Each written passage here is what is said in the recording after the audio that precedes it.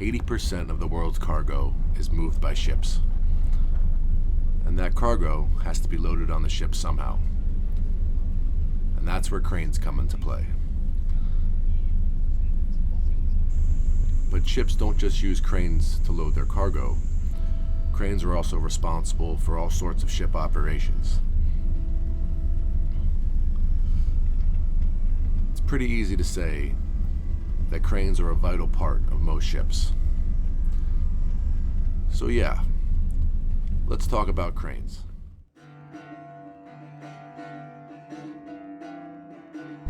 Did I say the word crane enough in that intro? Probably not. All right, one more time. Cranes.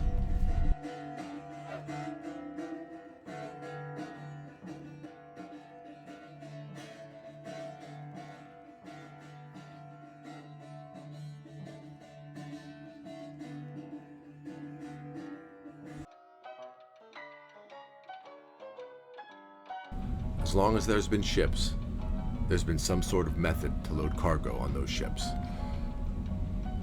Whether that be pulleys, or davits, or cranes.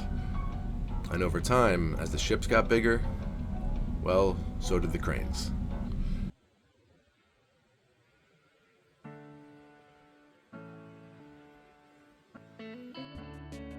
A modern port now can unload a container ship with thousands of containers in only a couple of days.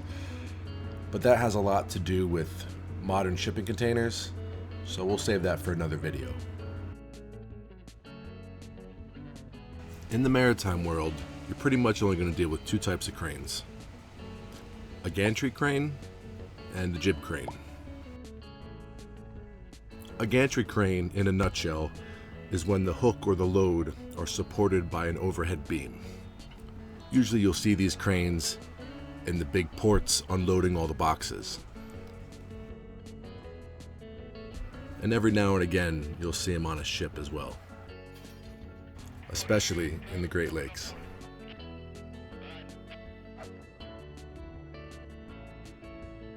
And a jib crane is when the load is supported by an arm that can be raised or lowered, and sometimes extended. On occasion, you'll see these cranes on docks as well. But this is the most common crane for a ship, and they come in all shapes and sizes. It's amazing just how big and capable some of these cranes are. Not just the ones on the dock, but the ones on the ships. I recently worked on a heavy lift ship, and on the ship we had 3 gigantic cranes, 2 of which had safe working limits of 400 tons. To give you an idea how much weight that is, the Statue of Liberty only weighs 225 tons.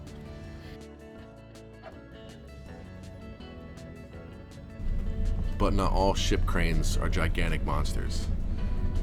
Take for example this little 1-ton stores crane we used to bring on some delicious pizza.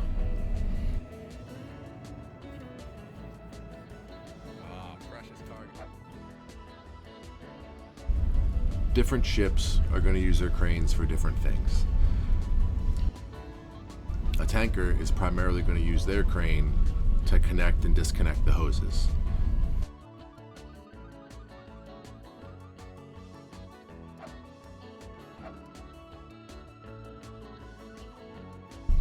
And bulkers use their cranes to discharge the cargo. They'll attach a couple grabs and scoop everything out. And there is nothing fast about discharging the cargo with grabs.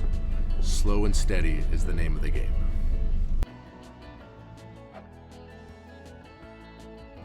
If you're enjoying the content, please be sure to subscribe. It really helps the channel. When it comes to cargo operations, it's usually not the ship's crew operating the cranes. Most of the time, longshoremen will come aboard and be the crane operators. They'll kind of run the cargo operations. Good morning, good morning. Though ship's crew will oversee everything and make sure it's being done properly.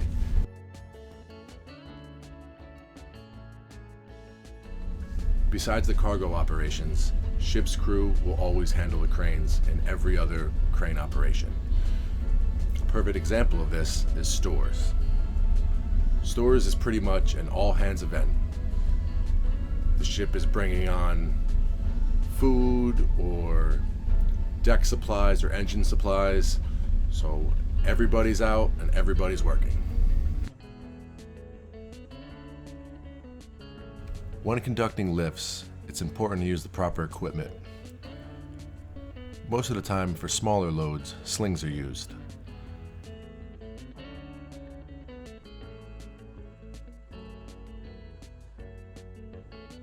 To make sure you're using the right sling, check the tag for the safe working load.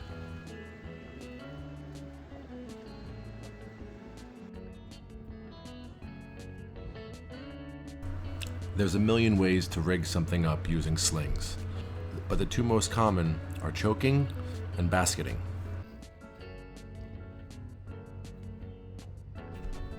Choking is when you run the sling through itself and you use the weight of the load to kind of compress the lift. This is best for loads that aren't level and may shift during the lift.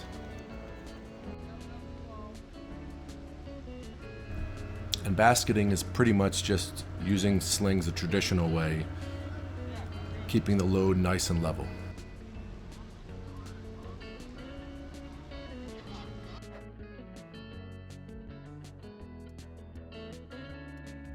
A good practice while conducting lifts is using a tag line. Tag lines help keep the load stable while it's in the air. This way you can position it exactly how you want it and shift it accordingly.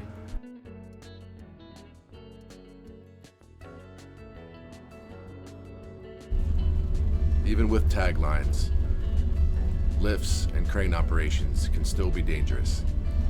That's why it's very important to make sure you're aware of your surroundings.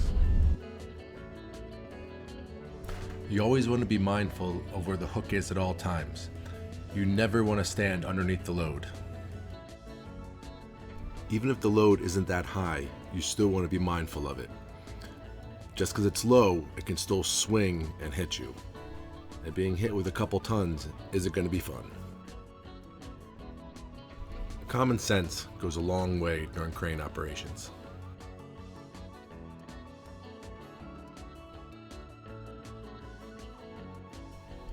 So let's just do a quick breakdown of the basic layout of most cranes. Of course, you have the hook, and the hook is going to be connected to the block. Obviously the wires, and the winch is going to move the wires, the jib or the boom, and everything sits on the pedestal.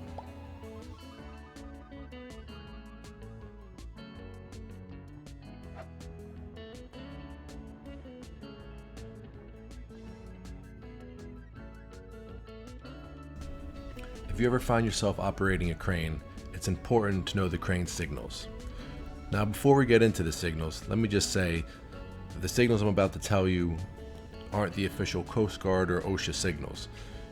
These are signals that I've seen guys use over the past 8 years of sailing. And with that said, crane signals. Meet Jeff. Jeff is going to be our crane signaler. We know this because he taps the top of his hard hat, indicating that he's the one we're to take the signals from. It doesn't matter if the captain, chief mate, bosun, or anyone else gives you signals. A good crane operator is only going to take signals from one person to avoid confusion. Don't get me wrong, anyone can call an all-stop at any time and completely stop operations. Listen to that, but only take signals from one person. Alright, booming up and booming down. This signal is either a thumb up or a thumb down.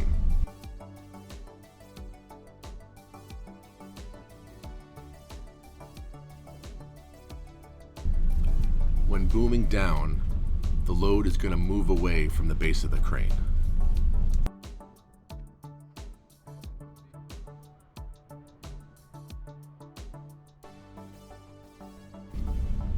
contrary, booming up is going to bring the load closer to the crane.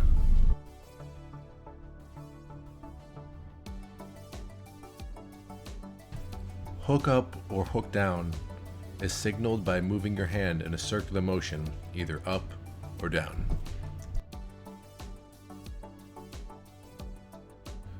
No surprise here, but when you hook up and hook down, the load is staying in the same position, you're just raising it or lowering it.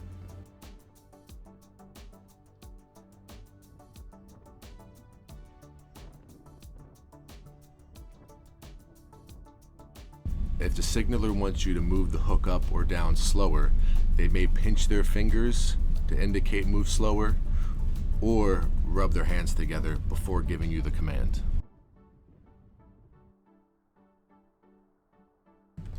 Slewing right or slewing left is just sticking your arm out in the direction you want to slew.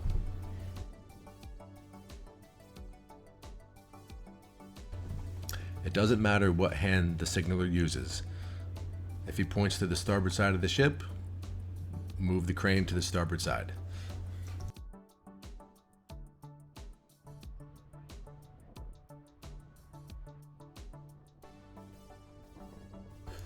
The signaler is pointing to the port side, so move it to the port side.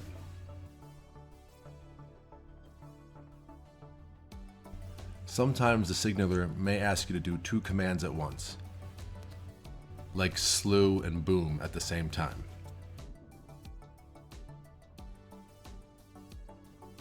This is going to move the crane in a kind of a different way. Make sure you're comfortable before attempting two moves at once. Another signal you may see that doesn't apply to this crane is boom or jib extension. Two horizontal thumbs up. If the thumbs are pointing away from each other, that means extend the jib, and if they're pointing towards each other, it means collapse the jib. And of course, all stop and put the crane to bed.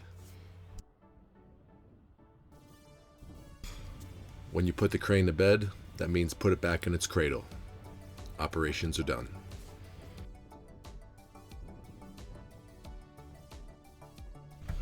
Just want to say a big thank you to Jeff for being our signaler and having such an amazing tanker stash. Hope you're doing good, buddy.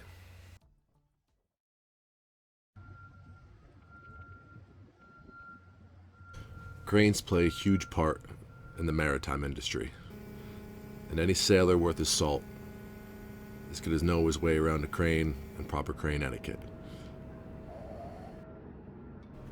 And be thankful the crane's there to do the heavy lifting. If you can count on anything, it's that as long as there's ships, there's going to be cranes to load those ships. If you enjoyed the video and you'd like to support the channel, please consider liking, subscribing, or sharing the video. Thanks for watching, guys. I'll see you in the next one.